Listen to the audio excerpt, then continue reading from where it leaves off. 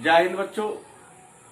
आज के इस वीडियो में हम लोग मनोविज्ञान अर्थात साइकोलॉजी चैप्टर नंबर 4 के बारे में परिचर्चा करेंगे।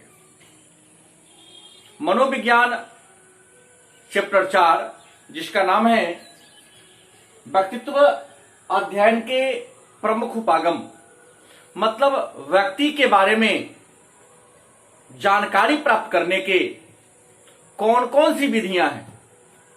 हम किसी व्यक्ति के व्यक्तित्व के बारे में अनुमान कैसे लगा सकते हैं, किन किन तरीकों से लगा सकते हैं।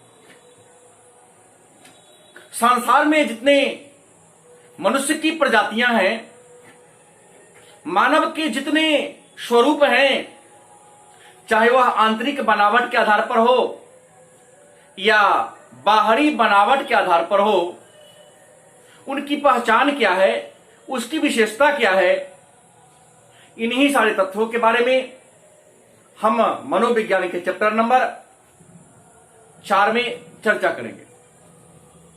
तो आइए इस क्रम में सबसे पहले हम चर्चा करते हैं व्यक्तित्व क्या है, व्हाट इज पर्सनालिटी। तो साधारण बोलचाल की भाषा में व्यक्तित्व का मतलब किसी व्यक्ति के सुंदर शरीर के बनावट से लिया जाता है। जैसे हम अनायास बोल देते हैं कि अमुक व्यक्ति का पर्सनालिटी बड़ा ही सुंदर है। उसके चलने का तरीका, उसके बोलने का तरीका, बात करने का तरीका, बैठने का तरीका, किसी के सामने किसी के आगे प्रस्तुत करने का तरीका निराली है। मतलब शरीर की सुंदरता, उसके आवाज की विशेषता को ही हम व्यक्तित्व बना लेते हैं, व्यक्तित्व मान लेते हैं। लेकिन मनोविज्ञान कहता है कि कपड़े की सुंदरता, चेहरे की सुंदरता, वाणी में ओजता ही व्यक्तित्व की पहचान नहीं है। व्यक्तित्व के संप्रत्यय की बात करें तो व्यक्तित्व को अंग्रेजी में पर्सनालिटी कहते हैं। अब आता है कि शब्द के आधार पर व्यक्तित्व क्या है, तो व्यक्तित्व को अंग्रेजी में पर्सनालिटी कहते हैं। और पर्सनालिटी जो शब्द है लैटिन भाषा के शब्द पेरसोना से बना है। और पेरसोना का मतलब होता है मुखौटा या चेहरा। प्राचीन काल में रोम में लोग नाटक खेलते समय अपने चेहरा को जिस आधार पर बना लेता था या बनाने का प्रयास करता था, उसे ही हम उसका व्यक्तित्व के नाम से जानते हैं। अब चर्चा करते हैं कि व्यक्तित्व की परिभाषा क्या होगी। व्यक्तित्व को परिभाषित करें तो अल्पोर्ट नामक मनोवैज्ञानिक ने व्यक्तित्व को परिभाषित करते हुए लिखा कि व्यक्ति के उन मनोदैहिक शील गुणों के गत्यात्मक संगठन को व्यक्तित्व कहते हैं, जो वातावरण के प्रति उसके अपूर्व समायोजन को निर्धारित करती है। व्यक्तित्व क्या है? अनेक सारे मनोवैज्ञानिकों ने व्यक्तित्व को परिभाषित करने का काम किया। मतलब मनोवैज्ञानिक अल्पोर्ट ने व्यक्तित्व के बारे में कहा कि व्यक्तित्व उन मनोदैहिक, मन का और देह का शील गुण की गत्यात्मक अच्छाई और बुराई को, किसी व्यक्ति के गुण और अवगुण को सम्मिलित रूप से हम शील गुण कहते हैं। तो शील गुणों की गत्यात्मक मतलब समय और परिस्थिति के अनुसार जो बदलता है, संगठन को व्यक्तित्व कहते हैं, जो वातावरण के साथ अपने आप को एडजस्ट कर लेता है। मतलब व्यक्तित्व एक प्रकार का गुण है, एक विशेषता है जो वातावरण के अनुसार व्यक्ति को ढालने के लिए निर्देशित करता है, मजबूर करता है। कैटल ने व्यक्तित्व को परिभाषित करते हुए कहा या लिखा, व्यक्तित्व वह है जो भविष्यवाणी करता है कि कोई व्यक्ति निश्चित परिस्थिति में क्या करेगा। व्यक्तित्व क्या है? कैटल ने लिखा कि व्यक्तित्व एक प्रकार का भविष्यवाणी करता है, एक भविष्यवक्ता है जो ये बताता है कि अमुक व्यक्ति भविष्य में कैसा होगा, उसका व्यवहार कैसा होगा, उसका गुण क्या होगा, अवगुण क्या होगा। ये जो बताने वाला तत्व है उसी को हम व्यक्तित्व के नाम से जानते हैं। व्यक्तित्व की अनेक सारी परिभाषाएं हैं, इसमें से हमने 2 परिभाषा के बारे में चर्चा किया। उन सारी परिभाषाओं के आधार पर व्यक्तित्व के बारे में कुछ बातें, व्यक्तित्व की कुछ विशेषताएं हमारे सामने प्रकट होती है। व्यक्तित्व की क्या क्या विशेषता है या व्यक्तित्व की मुख्य बातें क्या क्या है, तो आइए जानते हैं। पहला, यह शारीरिक और मानसिक शील गुण है। व्यक्तित्व क्या है? तो शारीरिक और मानसिक शील गुण है। दूसरा, यह व्यक्ति की एक विशेष संगठन है। व्यक्तित्व जो है व्यक्ति की विशेष संगठन है, जो सब में एक नहीं होता है, अलग अलग व्यक्ति में अलग अलग होता है।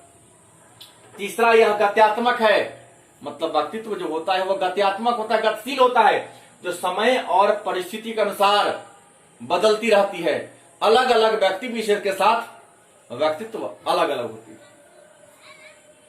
यह समान वातावरण में भिन्न भिन्न व्यक्तियों के साथ अलग अलग अलग अलग व्यवहार करता है, मतलब एक ही वातावरण में एक ही व्यक्ति अलग अलग व्यक्ति के साथ अलग अलग प्रकार का व्यवहार करता है।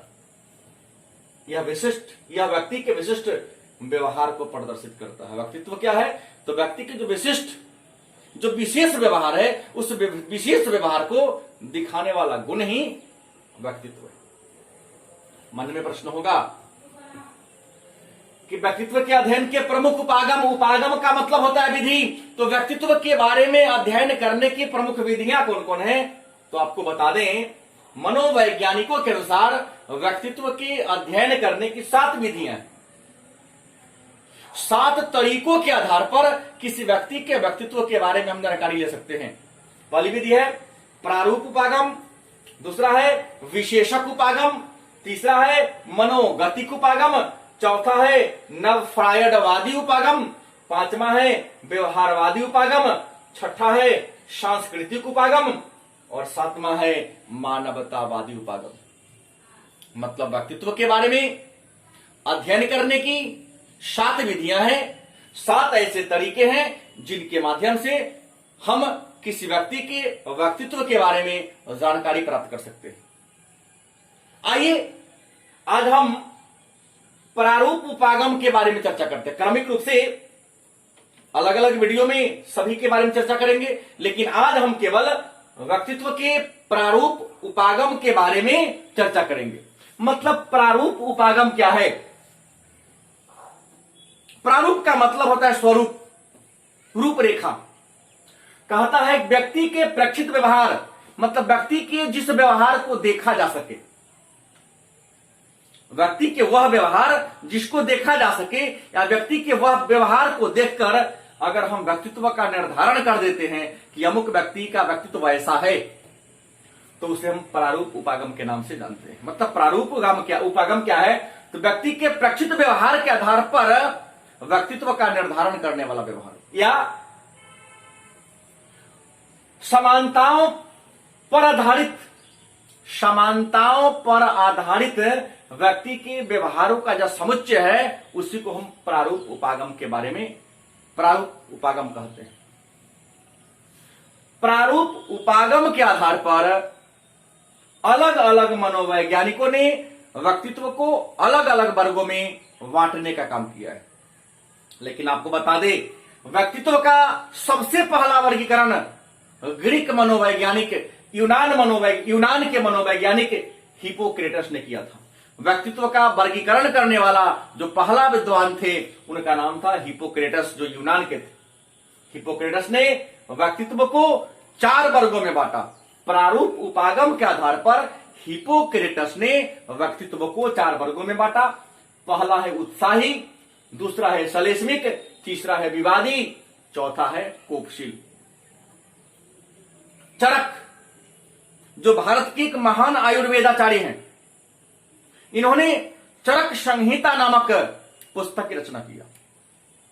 चरक ने अपने ग्रंथ चरक संहिता में व्यक्ति को के गुण और दोष दोनों के बारे में चर्चा किया, और व्यक्ति के 3 दोष मतलब 3 बुराइयां और 3 अच्छाइयों के बारे में चर्चा किया। तो 3 को जो अवगुण है उसको त्रिदोष कहा, और 3 को जो गुण है उसको त्रिगुण कहा। व्यक्ति का त्रिदोष कौन कौन है? तो वात, पीत और कफ। मतलब व्यक्ति को वात, पीत और कफ में वर्गीकरण भारत के महान आयुर्वेदाचार्य चरक ने किया था, और चरक के अनुसार व्यक्ति के जो त्रिदोष हैं वह है वात, पीत और कफ। उसका त्रिगुण मतलब 3 गुण, यह है सतोगुण, तमोगुण और रजोगुण। सतोगुण हमेशा सच्चाई की ओर व्यक्ति को ले जाती है। तमोगुण मतलब तम का मतलब अंधकार होता है, वो हमेशा निराशावादिता की ओर होती है। रजोगुण हमेशा अपने कामेच्छा की पूर्ति की ओर व्यक्ति को प्रेरित करती है। अच्छाई और बुराई से उसका कोई लेना देना नहीं। सेल्डन जो शरीर के संरचना के आधार पर, शरीर के बनावट के आधार पर व्यक्ति का वर्गीकरण किया है, तो सेल्डन ने व्यक्तित्व को 3 वर्गों में बांटा। एंडोमॉर्फिक जिसे गोलाकार भी कहते हैं, मेसोमॉर्फिक जिसे लंबाकार भी कहते हैं, एक्टोमॉर्फिक जिसे हम पतलाकार भी कहते हैं। एंडोमॉर्फिक मतलब गोलाकार, कद में छोटा होता है, मोटा होता है, ऐसे व्यक्ति के पेट में चर्बी ज्यादा होता है, मतलब तोन निकला होता है। यह व्यक्ति खुशमिजाज होते हैं, सुंदर भोजन और आराम के ज्यादा शौकीन होते हैं। इनकी इच्छा होती है कि सभी लोग इन्हें हमेशा मान सम्मान दें। इसे विस्टोटोनिया भी कहा जाता है।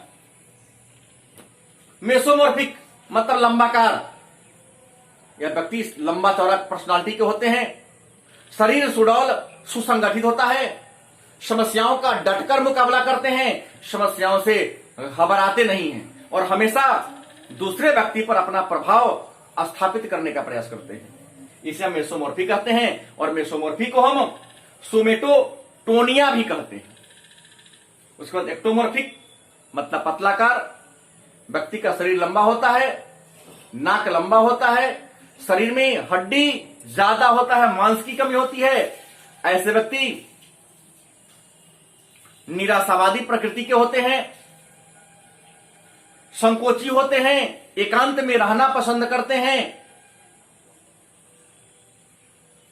इसे हम सेरिब्रोटोनिया के नाम से भी जानते हैं। कार्ल युंग, इन्होंने व्यक्ति को 3 वर्गों में बांटा, बहिर्मुखी, अंतर्मुखी और उभयमुखी। बहिर्मुखी उस व्यक्ति को कहा जो पूर्णतः सामाजिक प्रवृत्ति के होते हैं, जो मिलनसार होते हैं, सबसे मिलजुल कर रहना पसंद करते हैं। अंतर्मुखी जो एकांत में रहना, अकेला रहना पसंद करता है, उसे सामाजिकता से कोई लेना देना नहीं। और उभयमुखी वह व्यक्ति होता है जिसमें बहिर्मुखी और अंतर्मुखी दोनों का गुण मिला हुआ हो। मतलब कार्ल युंग ने व्यक्तित्व को 3 वर्गों में बांटा। क्रेस्मर, यह भी शरीर के गठन के आधार पर, क्रेस्मर ने शरीर के गठन के आधार पर व्यक्ति को 4 वर्गों में बांटा। पहला है स्थूलकाय मतलब साइक्लोइड, क्रेस्मर के गोलाकार से मिलता जुलता है, कद छोटा, शरीर मोटा, पेट में चर्बी की अधिकता के कारण तोंद निकला होता है, सुंदर भोजन और आराम के शौकीन होते। कृषकाय मतलब सीजो आड, दुबला पतला, शरीर में मांसपेशियों का अभाव, हड्डी दूर से ही स्पष्ट दिखाई देते हैं। ऐसे व्यक्ति क्रोधी और गुस्सैल प्रकृति के होते हैं, बार बार गुस्साना इनका गुण है। पुष्टकाय हष्ट पुष्ट मोटा ताजा शरीर, लंबा चौड़ा शरीर, समस्याओं से न घबराने वाला, समस्याओं का डटकर मुकाबला करने वाला, सामाजिक और मिलनसार प्रकृति के लोग को हम पुष्टकाय कहते हैं। और विशालकाय जिसमें स्थूलकाय, कृशकाय और पुष्टकाय तीनों का गुण विद्यमान हो, ऐसे व्यक्ति को हम विशालकाय शरीर वाला व्यक्ति के नाम से जानते हैं। इसके बाद फ्रीडमैन तथा रोजेनमैन ने प्रारूप के आधार पर व्यक्ति को दो वर्गों में बांटा। उसका नाम है टाइप ए और टाइप बी। टाइप ए प्रकार का जो व्यक्ति होता है उसमें उतावलेपन का गुण होता है, धैर्य का अभाव होता है, वह सभी काम को अभी का अभी एट ए टाइम कर लेना चाहता है। लेकिन ऐसे व्यक्ति हमेशा कार्य के बोझ से दबे होते हैं। ऐसे व्यक्ति में हृदय रोग, ब्लड प्रेशर जैसे बीमारी होने की खतरा बनी रहती है।